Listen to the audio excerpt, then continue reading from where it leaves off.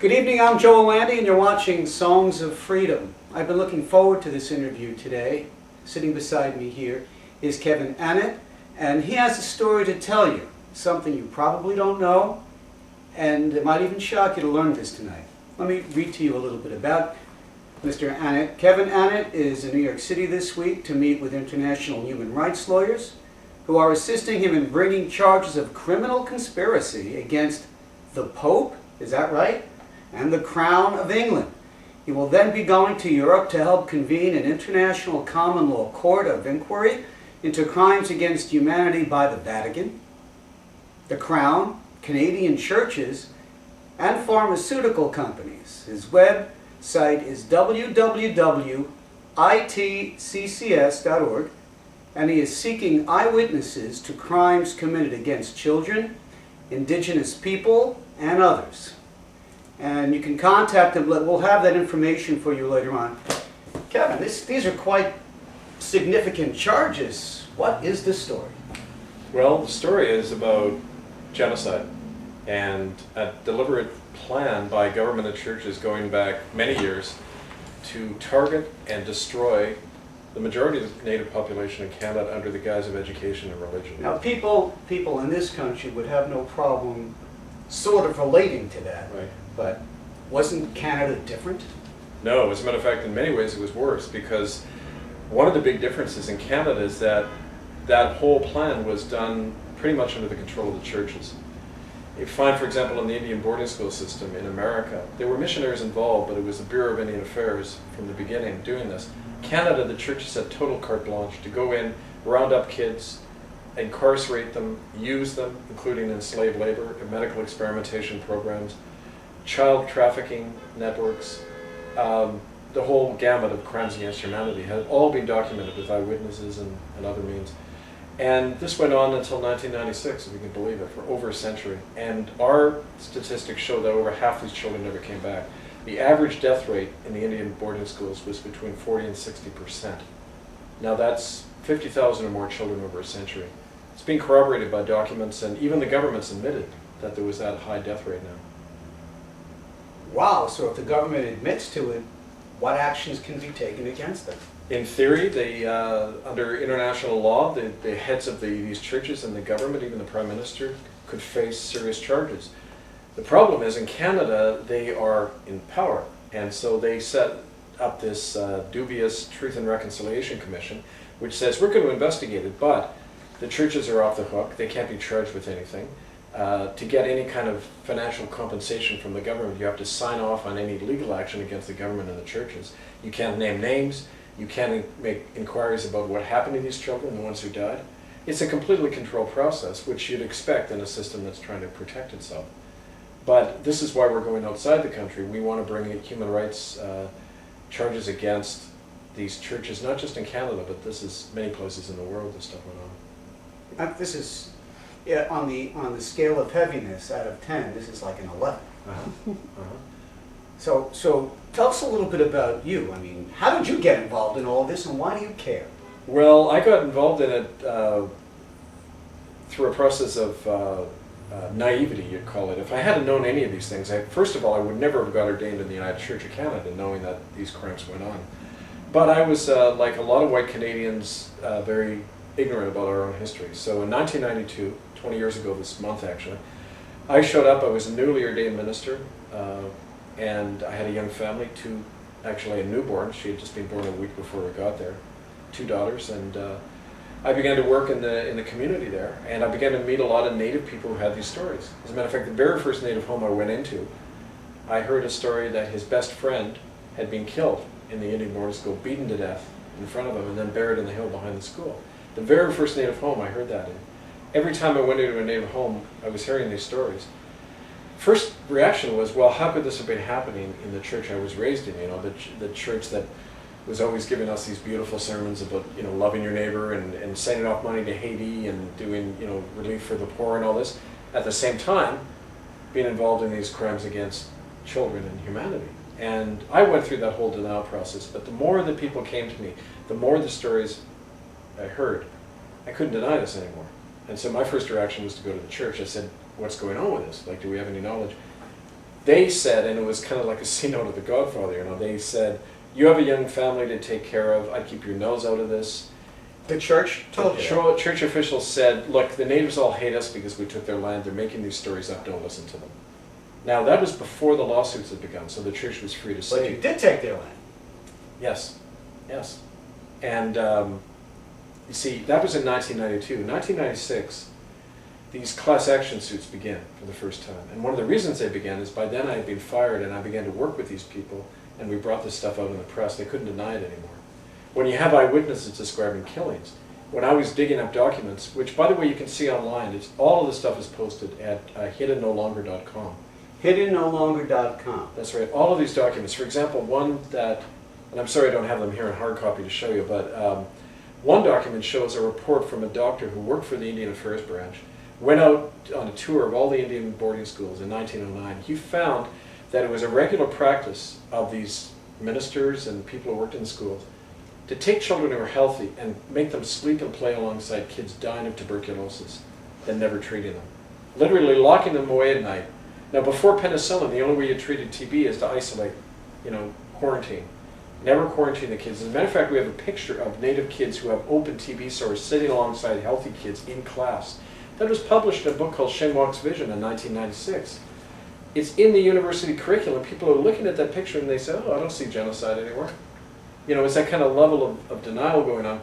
We've got all that evidence. We've got the sterilization laws that were passed, where any native person who didn't go to church regularly or was deemed to be a pagan by the principal was fit for sterilization.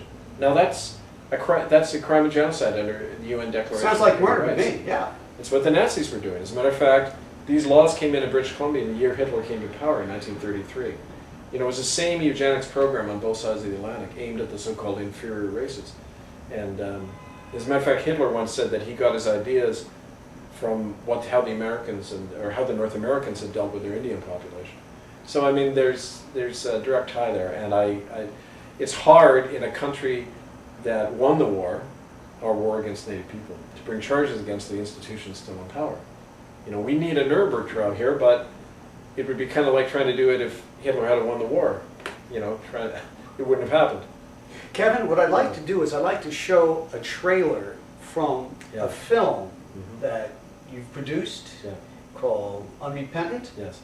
Why did you choose that name? Actually, my partner Carol chose it, and she said, well, it's referring to you because you're not backing down on this, but it's also referring to the people you're dealing with. They're unrepentant completely about this, and I know this, dealing with the church and government officials. They see nothing wrong with what happened. They say it's the Nuremberg argument that the Nazis gave. They said it was the law. At the time it was considered the right thing to do. We have nothing to be sorry for. As a matter of fact, it was the government, not the churches, that issued the apology. The churches have never come out and said what we've done is genocide, what we've done caused the death of so many children. You're watching Songs of Freedom. My name is Joel Landy. This is Kevin Annett, and here's a trailer from the film, which you could watch the entire thing of on your website. Hiddennolonger.com. All right, but here's a little taste of that film, Unrepentant. I witnessed the death of Maisie Shaw. Unrepentant reveals Canada's darkest secret, the deliberate extermination of indigenous peoples and the theft of their land under the guise of religion. This never-before-told tale is seen through the eyes of a former minister who blew the whistle on his own church after he learned of its murder of thousands of children in its Indian residential schools. When God is on our side, we can commit any crime. We're absolved individually from that crime by believing that we have a higher sanction. And that's the danger of religion, in that it allows people to do that. It allows them to kill without a shred of conscience. The church is hiding and the government's hiding. There is a lot of people that died in those places. The church knows where our children are buried. 50,000 died. She was standing at the top of the stairs and he kicked her. She went rolling downstairs. What happened to the thousands of children who died or disappeared while in Canada's Indian residential schools?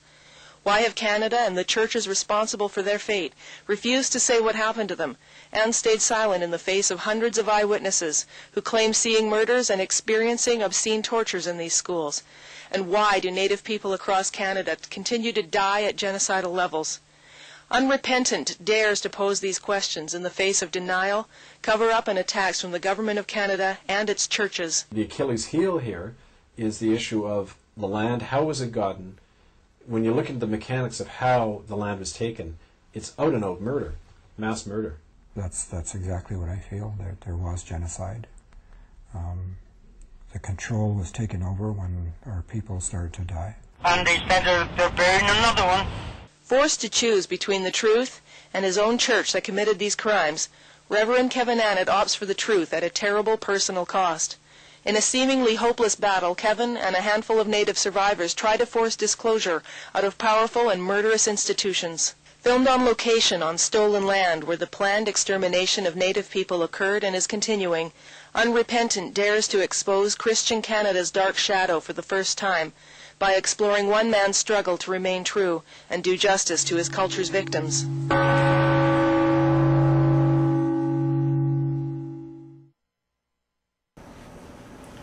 I'm Joel Andy, this is Kevin Annett. Wow, that's quite an indictment. Mm-hmm. And if you want to watch the entire film, it's about 148 minutes. I mean, it's 2.5 hours. It's 1 3/4 hours. 1 It's 3/4. 106 minutes. 106 minutes. Yeah. Yeah. So give yourself some time. You don't have to watch the whole thing at once. I mean, it's all there. If you're shocked by what you see, a lot of people are. Do people actually believe you when you tell them this had happened? Native people believe me. They know it's the truth.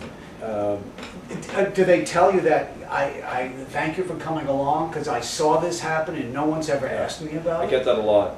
But I don't get it from the government-funded Native chiefs who are paid not to look into this stuff. As in America, there's two wings in the Native world. There's the government-funded chiefs, and then there's the traditional elders, the ones who aren't part of that government payoff system. And they're the ones I work with. The majority of Native people, you see, it's a third world society. When you look at the standard of living of Native people in North America, it's somewhere around the same standard of living of people in Thailand or Brazil.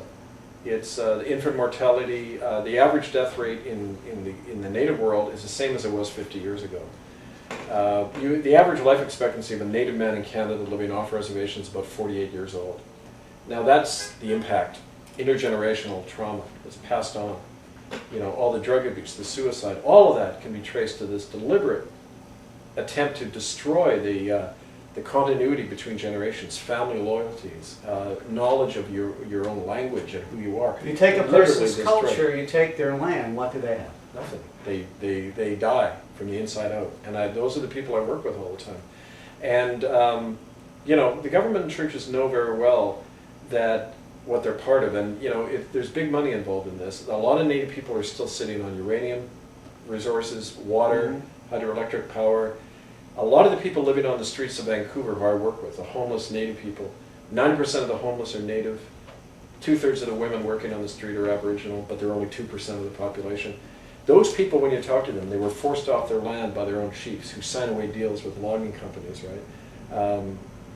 You know, that kind of thing is not uncommon at all. There's still the same economic motive that there was 100 years ago. You know, you wipe out the natives and get their land. It's that simple. Right, and they're the most powerless people in Right. society. Yep. Could you tell me why you became a minister? I was 29. I had been going to university, had a couple of degrees. I felt that I wanted to do more than teach. I wanted to find a way to, well, explore my own kind of sense of spiritual journey. I mean, I had been through a divorce, and I was kind of at a low point. I was looking for some more answers. You know? I found the idea of ministry was a way to kind of combine my social activism, my, you know, trying to help work with people more directly, and I loved it when I was doing it. You know, it was, for me, a real fulfillment. But I got into it without knowing any of this stuff. If I hadn't known this history, I would never have, of course, spared 10 minutes going through that whole... Yeah, that was one of my next questions. You know, what did you hope to accomplish by becoming a minister, and would you do it again if you knew what was going on? I wouldn't, even, you know, if they invited me back and said, we're sorry, I'm robbing you of your livelihood and blacklisting and all this. Sorry for destroying. Yeah, and breaking up your marriage deliberately, which they did. That's a whole other story, but I couldn't morally go back and have anything to do. Even with that whole tradition, people say, you're a Christian. I say, no, there's no need to carry that label when it has such a bloody legacy, right? I still very much believe in the teachings of Jesus, but as a man, as a human being, as you know, not as the divine Son of God who everybody has to bow down and worship or you're going to be killed. I mean, that's not something I ever believed in, that whole tradition. But learning all this stuff now has convinced me all the more that one of the most dangerous things in the world is organized religion, because it legitimates murder and genocide in a way that somebody who was an atheist couldn't, because you have this higher power legitimating everything you're doing, and you know, it's a terrible mentality to be operating in. Yeah. Yeah. We are running today's show. We are recording today's show in my apartment, so occasionally you might hear things like sirens. These are not editorial comments from the street. Well, maybe it's a bit appropriate at the maybe. siren. There are no accidents, right? No. Does recent media attention given to sexual assault settlements against the Catholic Church and what we discovered happened at Penn State, does it make it easier for people to hear this story now? To some degree, but there's a jump. You see, people kind of compartmentalize and normalize the genocide, and the way they do it is, yeah, well, we all suffered abuse. I got beaten when I was in school. What makes the Indians so different? I got over it. Why can't they? You know, but the big difference is that 90% of your people weren't wiped out in 2 generations, which is what happened in Western Canada. You said 50,000 people were killed? Children. Children? Over about a century. That's a conservative estimate. It's probably a lot more than that. It's hard to estimate when you get to that level, but we know that the death rate stayed constant for half a century. Now, if the churches and governments still argue, well, children died, they had to admit that finally, children died, but they say it was because of underfunding, it wasn't intentional. The lawyers are telling them to say that, of course, but if it wasn't intentional, how come the same death rate's continuing for at least half a century, well into the 1960s? You know, these kids are being deliberately exposed to disease, they're being deliberately not fed and underfunded, raped, tortured, trafficked. I mean, you do that decade after decade, you're trying to wipe people out, you know. Yeah.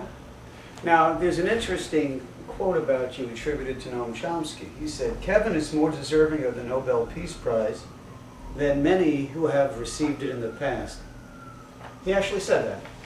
Yeah, in an email. And how do you relate to that? And some people might associate you with the intellectual elite. Have you been accused of that?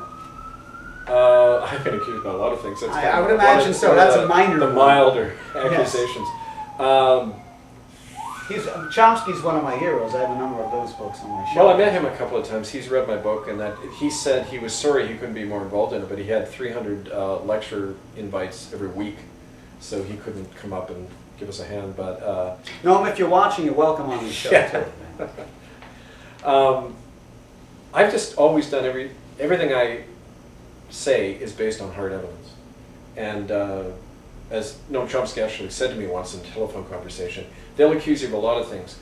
Always say, just show me the evidence. And that's what I've tried to do, you know. And documentation, eyewitness accounts, you can't deny people who are confirming what a document is saying, which is that children were deliberately exposed to disease and never treated, you know. What would make you happy?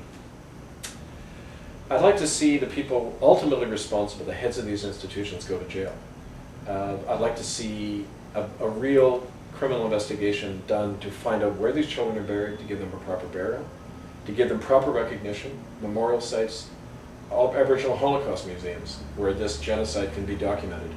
There is precedent for that. Yeah, of course there, yeah. And change the system at work. For example, in the Roman Catholic Church there's a law, and it's called Crimen Solicitatis, and it's in canon law, and it says if a child is raped by a priest anywhere in the world, the bishop and the priest are under papal order to cover that up and not tell the police. And if they do tell, they can be excommunicated for it. So any honest priest has said you have to choose between defending a child and your career in the church. And not just career, but if you're excommunicated to a Catholic, that's like being thrown into purgatory, you know. That's saying the welfare of the church is more important than the welfare of that child. That's what they're doing. And that's what organized religion does. It's a criminal conspiracy under the law. And already a Catholic bishop in America has gone to jail for that. A guy called William Lynn last month in Philadelphia. The Pope is responsible for that policy, Joseph Ratzinger, the whole College of Cardinals. The institution is guilty of crimes against humanity. So a few priests going to jail is not going to resolve that. We need to do things like license clergy so they're public servants. So if they rape a child, you make that point in the movie. Take away their license. They should not have a separate law for the church and another law for everybody else. Right. You mentioned your movie trailer refers to the ghost people. Who are they and what does that mean? That's a term on the west coast of Canada among the Nuu-chah-nulth people called Mumakni, and in their language, that was the word they used for white people when we showed up. And it said they're like ghosts. Actually, I've heard a version of it where it's a more derogatory expression, referring to whites as seagulls who are dirty and they steal food, and they steal whatever they find. But Mumakni actually meant that they're people without substance. They don't have a home. They kind of showed up in a boat one day. They don't have roots. They're not people of substance. And I thought it was an accurate description of the way a lot of our ancestors were when they came here from Europe. We were refugees. We had been traumatized. We had faced the same genocide, frankly, on our land. My great-grandfather came from Ireland. His whole family died on the ship over of typhus, being thrown off the land by the English, you know. And here we are. We turn around and start doing it to the native people. What had happened to us. Yeah. You know, it doesn't matter who you're from in Europe, the same thing happened at some point to our people. So I say often this is a wake-up call for whites in North America too, because, you know, we're going to keep doing it, whether it's in Iraq or Afghanistan or anywhere. We feel we have the right to go in and kill other people if they're not like us and take their land. And that's an old religious idea going back to papal laws from the 11th century, which said if somebody dies in a crusade fighting for the church, they're absolved from all sin. You can rape and murder and kill, and you're absolved from that if you're doing it in the service of the Pope. It's amazing what you can do with God on your side. Totally. Yeah. You're watching Songs of Freedom. I'm Joel Andy. This is Kevin Annett. And he's got quite a story he's telling. You refer to the trauma that people have suffered and experienced. What is going on now to help them? Nothing practically on the ground. There was for a while because of the pressure put on the government about 5-6 years ago of us bringing all this stuff out. They announced some, quote, healing programs. You see, we were really turning the heat up. We were occupying churches. We had 50 or 100 Native people walking into masses in the middle of Sunday and standing there with a banner, all the children need a proper burial. When we started doing church occupations, the government within a month announced their healing programs and their bogus investigations. So, you know, it was that direct action that evoked a response. The money's all dried up. The money tended to go towards friends of the government. Most of the Native people on the ground are worse off now. You know, a good example, I have a friend, had a friend, he died, Harry Wilson. I was going to ask you about him. Yeah, Harry, yeah. He was an early survivor of the Alberni Residential School. He came forward, he came across the dead body of a young girl on the grounds of the Alberni School in 1967. When he reported it, they put him in a nut house for a year, gave him electric shock, drugged him up, did everything possible to get him to forget about it. He came out and talked about that. They gave him about $75,000 to $100,000 hush money. Within a couple of months, his family had burned through that. Harry's out on the street till the day he died, homeless man, dealing with all this trauma. I mean, he was sodomized every day of his life for 6 years, you know, at the school, because he was an attractive young kid and he was just targeted that way. And when he came out and began to talk about this, he was threatened. They said they'd kill him. Some of the chiefs in the tribal council who worked for the government said they'd kill him if he ever talked about finding that girl again. Somebody had came up to him on the streets of Vancouver and said, if you get involved in Kevin Annett's recent tribunal, you're going to end up dead. Harry last January died after being in a coma for about a month because of head injuries.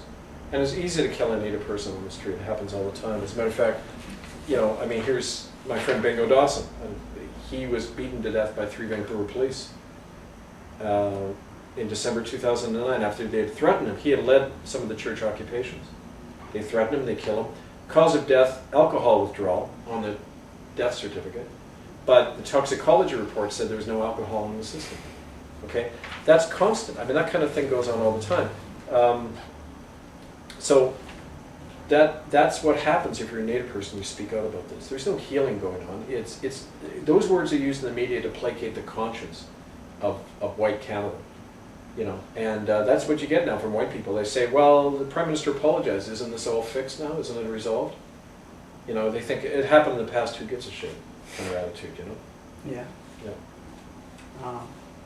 The case against the Vatican, what do you need to happen in order for you to win? We need a revolution of a serious kind, because within the present legal and political framework, it's hard to imagine how we're going to win. The Church, the Vatican, brings in $50 to $100 billion a year just out of the collection plate.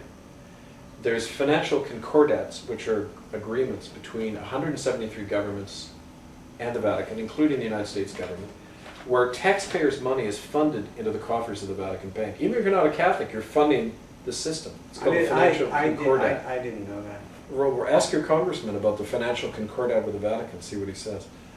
And so they've got a lot of resources. Look what's happened in Canada. Not one person has ever been brought to trial for the death of a child in a residential school. You had some low-level officials thrown to the wolves, doing a couple of years for raping children. The indemnity agreement was signed by the government of churches, where they agreed to be part of the so-called Truth and Reconciliation Commission if the government agreed never to prosecute them for anything. So they indemnified themselves, which is completely illegal. I mean, it's like the serial The killer. wolves are in the henhouse. They are, and it's like the serial killer saying, I'm going to issue an apology to my victims' families, and I won't have to do a day in jail. Now, would a serial killer be able to do that? There's a bigger serial killer called the United Catholic and Anglican Churches of Canada. They've been able to do it, and they killed over 50,000 children. So in that kind of system, you know, that's why you got to have a different framework altogether. It's like in the Nuremberg trials, they say under the laws of Europe, the Nazis didn't do anything illegal. It was all legal. You see that in the American courts too, Yeah. where corporations are definitely wrong, Yeah. and the way it all comes out is that there's some money that might be exchanged and they don't have to admit having done something. Right. Exactly. Now, how does that work? How you can buy your way out of deliberate, not just random, but deliberate acts of genocide, where they say, we're going to wipe these people out, we're going to take their land, and we don't have to ever be held accountable for it. You know? It's like if you're a child rapist, you know you can get ordained as a Catholic priest and be protected by canon law. And the American courts, up till now, the William Lund case is different now, it's created a precedent, but up till now, they've never touched the Catholic Church hierarchy about any of these crimes, even though it's a conspiracy to protect child rapists in the church. That's a big one. In your film, you mention how European-centric religious orders and the merchant class are crazy. What do you mean? Well, I think that their whole way of looking at the world was a massive form of dissociation, because here they are reading the Bible, and Jesus says, love your enemy, turn the other cheek. It's supposed to be a gospel of acceptance, and they're doing exactly the opposite, dissociating from their own traditions, to go in and grab the land of other people and wipe them out with impunity. Now, people know about, you know, Custer, okay? They know about the hard aspects, but they don't know that behind it all was a whole ideology by the church that said, you're doing God's will when you do that. And that to me is crazy. I mean, when you look at the effects, when you're working with people who have suffered these things, it doesn't make any sense when you hear their stories. I mean, morally, it's a form of insanity, what goes on, you know? And I think that's partly what I was talking about. Yeah. And you also said that you may lose everything if you stand with suffering people, but you also gain everything. Yeah. How do we wrap our mind around that?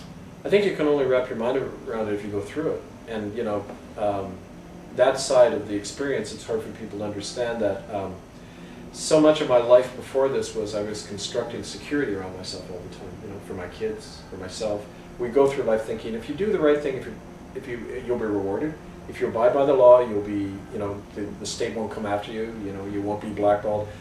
If you play by the rules, things will work out okay. Now, when your whole life is shattered, you find out that that isn't the case. That there's a whole other reality, and whole groups of people that are continually eaten up and destroyed by the system, but we don't see them. When you begin to meet those people, and I began to invite those people into my pulpit, into my life, when you take on their suffering, you begin to pay a price. But then at the other end, when you come out the other end, you learn that you've gained a higher strength and purpose in your life.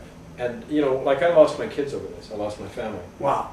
And wait a minute, let me digest that. Yeah. That's pretty heavy in itself. yeah, it was horrible. So I'm sorry, you were saying something. Well, it's leading to that because I had to learn that. My kids were 6 and 3.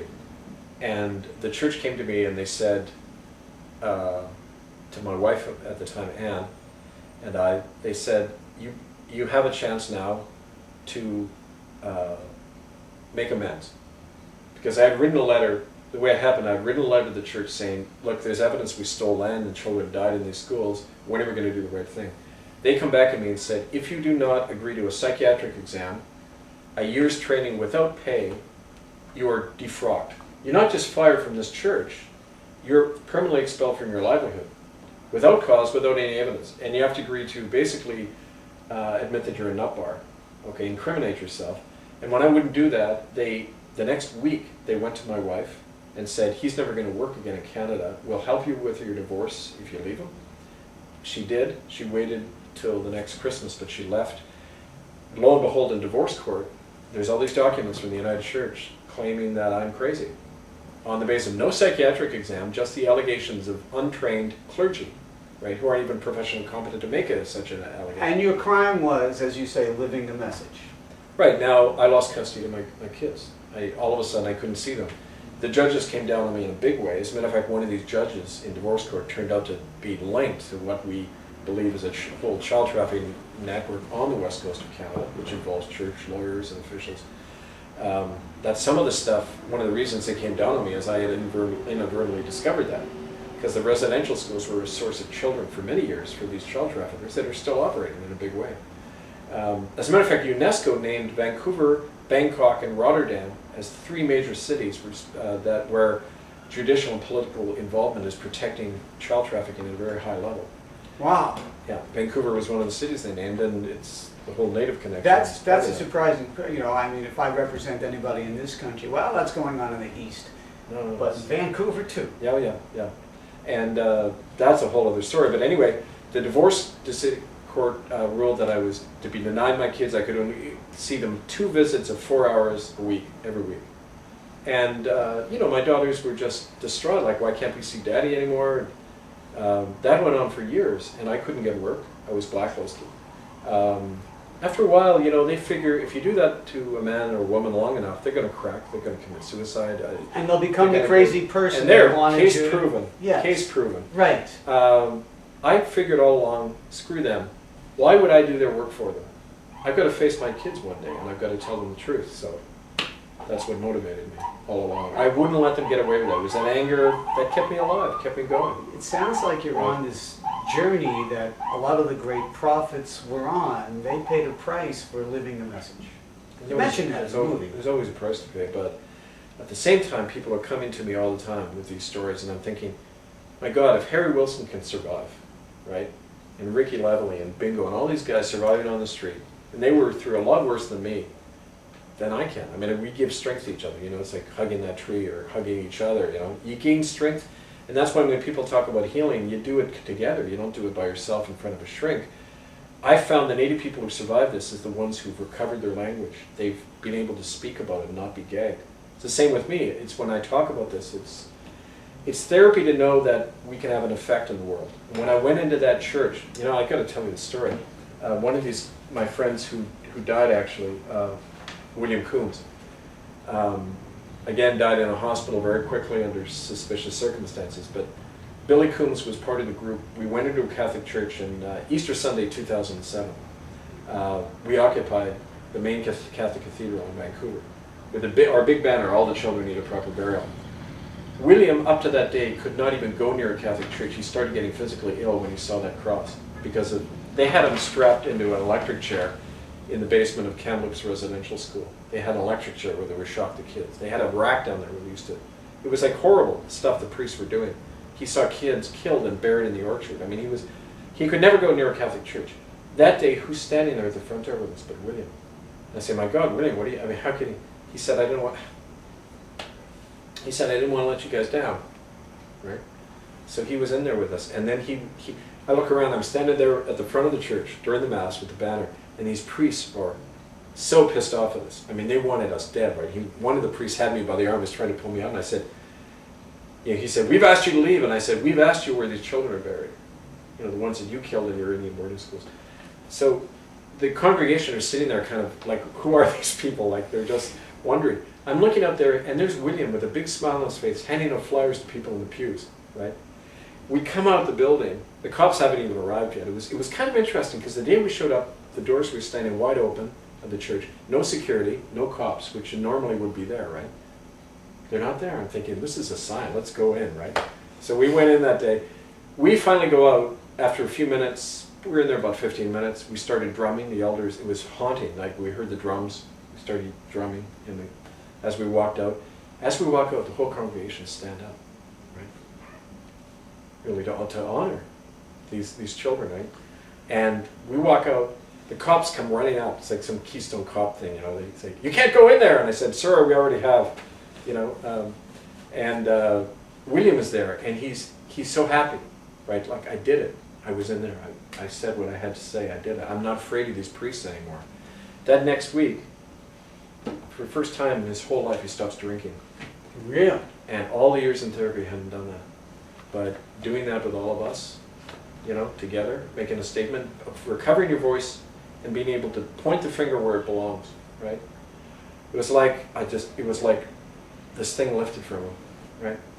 And that's what I call real recovery, because it's all about changing things, not just about feeling better, you know, which is all crap anyway. You can't get better till, he said, well, it's for all those children still buried in the ground out there. When did they get their day in court? How do you apologize to kids in the ground? You can't. You right? can't. In fact, So, that's one of the things that you say in the movie. There's a quote from Voltaire. yeah. That Voltaire. Why did you choose that? That we owe respect to the living. The Yes. dead, we owe the truth. Yes, yes, yes. I mean, you had lots of quotes to choose from, sure. To me, that summed it up, that it's about the dead. It's about, and in this regard, I want to show you this. I don't know if you can see that. These are 2 buttons. And we began digging at a mass grave near the oldest residential school in Canada. It's the Brantford Mohawk Institute, set up by the Church of England in the 1830s. We found these buttons, and one of the survivors looked at these and said, those are the buttons we wore on our school uniforms in the 1950s. They're ivory and wooden buttons from the old school uniforms. She said whenever a child died in the school, they buried a tree on top of the grave so that you'd never find the remains. We overturn a tree, and here in the roots of the tree are these buttons. Right? And it's, you know, people like Vicky Stewart here gets beaten in 1958, hit on the back of the head by Ann Kaniski, who worked at the United Church School in Edmonton. Never given a proper burial, buried in secret. Again, cause of death, tuberculosis. Her sister saw it happen, right? And the corpse came home and it was missing the brain because they took the brain out, so there could never be a proper autopsy done. Vicky Stewart, when does she get justice? This is what it's all about. It's about the dead, and to make sure it doesn't happen again. Because if you let these people, historically we know that, if you don't confront these crimes, they happen again. Yes, they do. What was the family compact, and does it still go on today? It was a term, family compact was a term used around the time that first residential school set up. A little bit of history, there was an attempted revolution in Canada like you had here against the British Crown. It failed. It was in 1837. And actually my great-great-great-grandfather, Philip Annett, took part in it. He was on the side of the rebels, not surprisingly. So it's in the blood, I guess. But they led a revolt, a guy called William Lyon Mackenzie, and he had a term, he was a critic. After the revolt, he had to flee to America. He died here in New York in exile. But they were trying to overthrow what he called the compact between the Crown of England, the Anglican Church, and the Catholic Church in Quebec. And these small bunch of bankers and landowners who ran the country. They ran the political and the legal system, the courts, the judges were all members of the same family. When you look at the power elite in Canada or in America, it's a small clique. And that's why we say, you know, it's the same family compact responsible for these things. They have an interest in covering up this history because they continue to profit from this crime and the stolen native land like we were talking about before. If you had to, you're watching Songs of Freedom. I'm Joel Landy, and this is Kevin Annett. If a person was turning the channel right now and caught 15, 20 seconds of this show, how would you put across succinctly what you're attempting to do and what you would have people do to help you? We're trying to win justice for the children not only who died because of genocide, because of church-sponsored crimes against humanity. We're talking about the children now who die, who are used in a system that protects child rapists within mainstream churches, not just the Catholic Church. Every main church has a system whereby rapists are moved around and protected, and the police look the other way. That happens in the United Church, the most liberal Protestant church in Canada. They do it. We've recorded cases of that happening. Whistleblowers like me get defrocked, but known child raping ministers are on pension now and are honored within the church. I mean, that's Russell Crossley. He was a minister on the west coast of Canada. That happened to him. He did time in jail, but he never lost his pension. He was never defrocked for it. And, you know, that's a system that's still at work, and our children are going to suffer tomorrow if we don't change that. And have one law for the church and one law for all of us. I mean, one law for everybody, because these crimes continue unless they're named. And it's the naming that's so difficult because the people responsible are still in power. It seems that indigenous people on all the continents have undergone the same experience. Are you working with them? Yeah. I'm part of a group called the International Tribunal into Crimes of Church and State. And it was set up 4 years ago in 5 countries, here and in Canada, England, Ireland, and Australia. The common denominator with a lot of these survivors is they were all harmed in some way as children in Catholic orphanages or churches. But also we're working with Aboriginal groups in Australia who had the same Indian boarding school. Here in America, we're just beginning to work with law firms that are suing, for example, the Jesuits for their Indian boarding schools in South Dakota. There was actually a big lawsuit just settled last year for the first time in South Dakota where, again, the Jesuits paid, actually their insurance company paid $166 million out to survivors, kids who suffered exactly the same crimes as happened in Canada. As a matter of fact, there was a woman who told me, we went to Rome 2 years ago with a group of survivors and had an enormous press conference in Rome right outside the Vatican. And she said, I saw a newborn baby buried under the floorboards in 1971 at Omak Jesuit School in Washington. She was the result of a young Native girl getting raped by a priest, buried alive under the floorboards. They went as far as the FBI, and the FBI would not investigate because they said, quote, the Catholic Church would have to give permission to dig under the floorboards. You got to go to the suspected killer for permission to dig under their house, right? Another 2 laws of justice, right? The same thing happened in Canada. If you go to our site, hiddenfromhistory.org, there's a videotaped interview with Irene Fable, who's a woman in her 70s. She said when she was a child in 1944 at a Catholic residential school in Saskatchewan, she saw a newborn baby taken and thrown into the furnace by a priest because that child was a result of the rape of a young Native girl. And they did the blessing and then they throw the baby into the flames. And I mean, that was on this Canadian Broadcasting Corporation for 1 day till it was taken offline. We grabbed it, fortunately, the tape, before they censored it. But the white woman, the white reporter interviewing, doesn't blink an eye when this woman tells the story. It's like, what does it take for these people to realize that could be your child? What does it matter if it's a Native child? It's a child, for God's sake, right? Yet in Canada, it's like an apology is made, the money is issued, end of issue.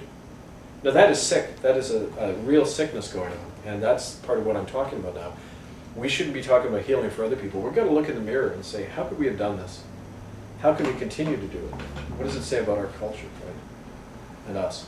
I mean, we're sick and dying if we're that kind of people. And that to me is a fundamental moral and spiritual issue that goes way beyond the kind of nuts and bolts case of genocide. This is a fundamental issue, for Americans and Canadians and Jews. You're watching Songs of Freedom. I'm Joel Landy, and this is Kevin Annett. I'm learning a lot today. I bet you are too. Can you tell me what you mean by I did my homework. What do you mean by my enemy is my ally and the enemy of my enemy is my friend? You said that. I can't correspond to both of these, but you said the same. Well, the last one, that's an old adage, but give you an example of how the enemy of my enemy is my friend. In 2004 at the United Nations, Belgium was being criticized by Canada for the genocide in the Rwanda and the history in the Belgian Congo of the annihilation of something like 10 or 50 million people there by King Leopold and the rubber interests, right?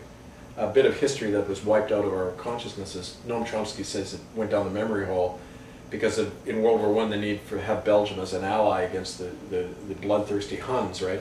We had to wipe out that history of genocide in the Belgian Congo. So anyway, Canada was criticized in Belgium at the UN. The Belgian representative stood up with a copy of my book, Hidden from History, The Canadian Holocaust, and which he got a copy of, offline probably. And he said, who are you to criticize us when you killed so many children in your Indian boarding schools? And that's what I found around the world. Countries that have been criticized for their own human rights record are potential allies in this, because Canada has the squeaky clean image in the world. And 94% of Canadians in a recent interview said that they have a positive image in the world, Canada as a nation. Well, obviously they don't know about their own history, right? But that's an advantage, that's a lever you can use, right? And that's already worked to some degree with us. The first quote, what was it again? My enemy is my ally. Oh, well, in the last number of months, there's a very intense, I call it not just black ops, it's battering campaign, where the kind of misinformation and smears about me personally, but also about our campaign, is really being turned up. And I think one of the reasons that is because they're under so much pressure now because of us going to international courts. And, the usual smears are out there that were actually generated at the time of our first tribunal in 1998 by the Royal Canadian Mounted Police. They came out after and admitted this, that they were circulating rumors that Kevin Annet was stealing people's testimonies without their permission, that he was making all this money off Indians, all these homeless Indians somehow, and profiting off. But, and my wife once, Carol, was interviewed by somebody about that, and she said, he's the only one who isn't making money off me and his wife. She'd be the first to know that. Well, yeah, and like I've been below the poverty line for 15 years because I can't work, but none of that matters. It's the things to induce fear and suspicion in people's minds. And so they've been doing a lot of that recently. And it's called swarming. Mm-hmm. You swarm people. And so it's to distract and decoy people away from the real issue. This is a political season in the United Totally. States. And you see it all the time. Exactly. So I'm saying, in fact, by the people doing that, they're being a great benefit. A, it's bringing attention to me, and it's like, I think it was P.T. Barnum said, I don't care what you say about me, just don't misspell my name. I mean, there's no bad publicity in terms of this. So, so that works. But at the same time, they're showing that, why do you care about this guy? The issue is all these children. The issue isn't Kevin Annet at all. It's what I'm pointing to, so address the evidence. And that's what pay no attention to the man behind the curtain. Right. I mean, I don't care. I mean, if other people came in and took over this campaign, I'd be the happiest guy in the world because I need a break, frankly, How long have you been at this? 20 years. 20 years ago this month it all started for me. This job really doesn't come with perks or vacation time. Quite the opposite. Yeah. Quite the opposite. Now, you mentioned also about, you talk about political and spiritual sovereignty. What would that look like? Well, in a way, it's a hard thing to talk about because it's personal. It's each person's discovery of that. But I can speak for myself, and what that is for me is, I used to, in the early years when I was losing my family, and I operated like a lot of us in a fear zone, and that is, you don't know where the blow is going to come from next. You've got to protect yourself. After a while, I found that there was something else protecting me, and I don't want to put a label on that because I don't want to restrict it with language. But I do know there's other forces at work in this. And the more I relied on that, the more I was okay. And it was kind of, some people call it faith, some people call it whatever, but...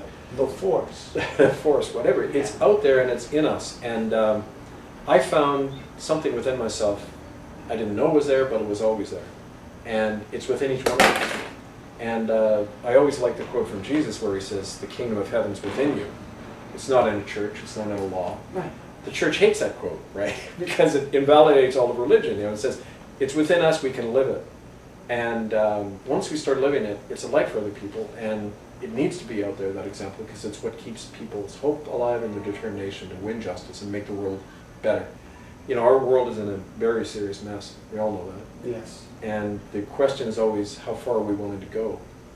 You know, and in our own personal struggle with that, and linking up with others. After a while, you find most people are only willing to go so far, and there isn't a lot of people willing to go the distance. But those numbers are increasing. People willing to go far on this, and I think that that's what it means to gain your sovereignty back. You're not a slave anymore, and frankly, let's be real here.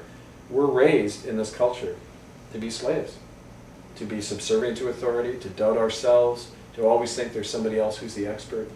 Often in Canada, when we're picketing at church, somebody will come up and meekly say, well, I agree with you, but are you allowed to do that? I said, of course I'm allowed to do it. I'm a sovereign person. I'm born with inalienable rights that isn't given to me by the government. It's just, I have the right to speak of what I know is true. And nobody and nothing can stop me doing that. If you try to stop it, you're committing a crime. Right? So that's sovereignty, that's standing on that, and it's something I've had to learn the hard way, but it's there for all of us if we want it. You're watching Songs of Freedom. I'm Joel Landy, and this is Kevin Annett. Can you tell me who Sid is and what he's said to you lately? Sid is a man who worked as a researcher in the Anglican Church. This is the Church of England in Toronto. And he described to me how in January a communique came from the Archbishop of Canterbury. That's the head of the Church of England, the Queen's representative. Okay, and he ordered any of the evidence at the Mohawk school, that's what they call the mushroll, the school where these weapons came from. He ordered all that evidence to be suppressed. And especially a document, which we believe is a smoking gun document. It was signed in 1870, according to another researcher, Leona Moses, who saw this document and described this to me last year in her living room. And this document was signed by the government of England, the Crown of England, the Church of England, and some of the non-Mohawk government-funded chiefs. And it said, we will use the Mohawk school to destroy that nation. Because they weren't signing treaties with the Crown. They wanted to get rid of them. And they were going to use the residential schools as a way to do that. Now, that's a document prescribing genocide. That document exists. It's in the Huron Diocese in London, Ontario, of the Anglican Church. It was confirmed by the second fellow, Sid, who said there's an entire campaign to discredit you, silence the witnesses, and bury all these documents. So our next step is to go right in there and say, let's see that document, and subpoena them, and this is why we're trying to set up this international court to do that. Is there anybody doing your work beside you? What if something happened to you tomorrow? Would this work continue? Not in the way it's doing now. I'm the only person that I know of in Canada, in the white world, who's taken it this far. Others have tried, like Native people who speak out die. It's that simple. Or they get silenced. I've got numerous documented cases of people, chiefs who come forward saying, you know, I want to work with you, we've identified these graves, but then I was told I'd lose my funding if I associated with you. Or I was told bad things about you, right, and I'm nervous, I don't want to, you know. It's often the tactic of the government to take children. The government, on the reservations, under the Indian Act, you're not a citizen, you're a ward of the state if you're on the reservation, which means they can take your children at any time. And this happened. There was a fellow in the Musqueam Reservation in Vancouver who was working with me, then his 3 children, and were apprehended by Minister of Children and Families, saying, we hear there's, you know, alleged beatings going on in the home. He didn't see his kid for 2 years. And he backed off. I mean, that was their warning to him. That's common. I mean, you get that a lot. Right. So, yeah, it's designed to let people know. In my film, I call it the Leper Complex. People know. When I was defrocked, it was the only public defrocking in United Church history. In history? Yeah, and it was a show trial to say, this is what's going to happen to you, because the lawsuits were beginning that very same year. And they had to send out a warning to the clergy, do not do what Kevin did or you'll face this. You must be an extremely scary person. Oh, isn't it always? I had a funny story. I was leafleting in the United Church one day, and an elderly lady came up and said, oh, you're that minister. You seem like such a nice man, not like the way they describe you. it's like, yeah, you can imagine, you know, the kind of stuff.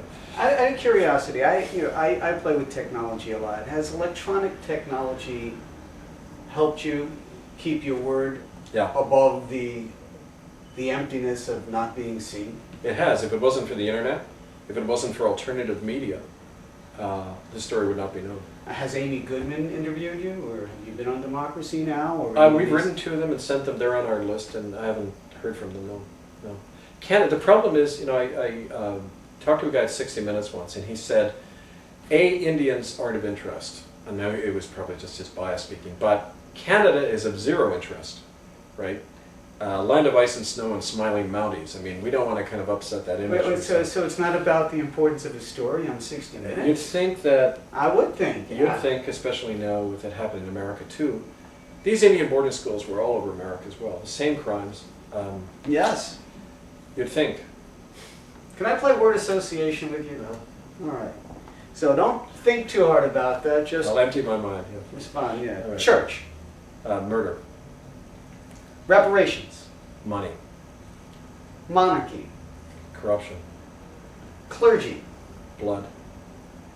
Future. Bleak. Kevin. Hope. That's a good way to go. All right. You're watching Songs of Freedom. I'm Joel Landy. This is Kevin Annett. I hope you learned something today. I certainly did. And is there anything else you'd like people to know about what you're doing? Oh, talk about this Europe trip that you're going on. What's going to happen now? Well, I'm meeting with groups in Ireland, Spain, England, Netherlands, Italy. And we're convening what hopefully is going to be a common law court where we bring a lot of this evidence on video link up all over the world, present it, make an argument. Try to get courts in countries like Spain to accept it as evidence so they can have a ruling. So under international law, if they rule that Canada has committed genocide, Prime Minister Stephen Harper could be arrested if he sets foot on Spanish soil. That's the kind of thing I'm trying to generate, and I'm working with, I actually met with some lawyers here in New York who want to help with that. The important thing, like is often said, is you've got to create a shitstorm about this. You've got to make it politically uncomfortable. And that's what we're trying to do against enormous odds. I think the best way people can help who hear this, check out the information and book me in to come and speak in America, because there's so many people out there who've suffered this. I met with survivors here in New York last time I was here of Catholic Church abuse. We want to go out and handle some flyers at St. Patrick's Cathedral, start creating the awareness, here. Maybe Occupy Wall Street, finding allies who can help generate the story. So hiddennolonger.com, itccs.org, and contact me at hiddenfromhistory1@gmail.com. I'm coming back after Europe here in October, and I would love to work with more of you and keep this story alive and keep the momentum going. Yes, absolutely. It's been a pleasure.